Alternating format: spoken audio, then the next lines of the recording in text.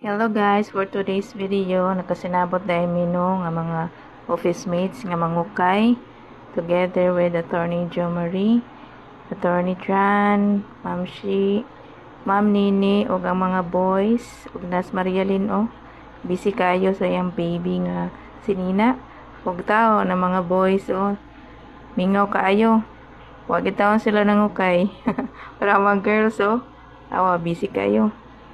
Og kay gipanggutom naman mi, so nay nang libre diri sa amo kay mao gini ang pinakatuyo namo ang mga on sa hinagdanan nga durian tanawa.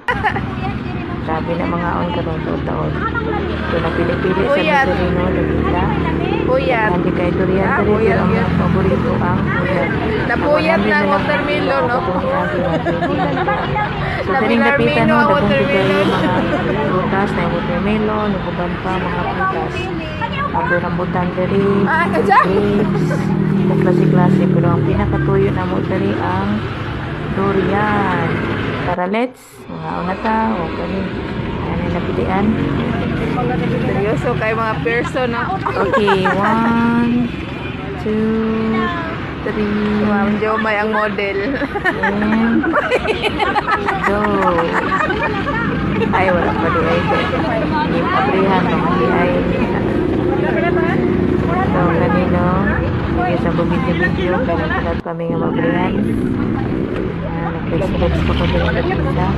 Pero, ang ulo naman di ay sila. Ngunit, wala ko kabantay na. Thank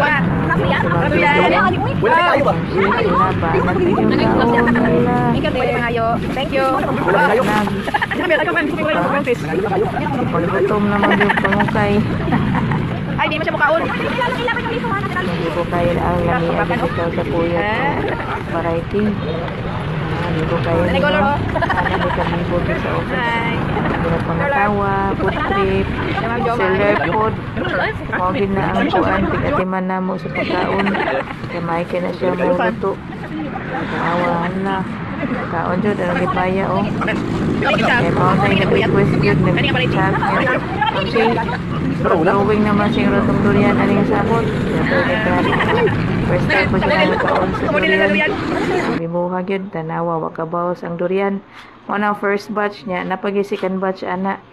So kay wa pa man may nakontento, adto na pod mi sa Binidos. Ito sa Soriano no. Nana po ng libre.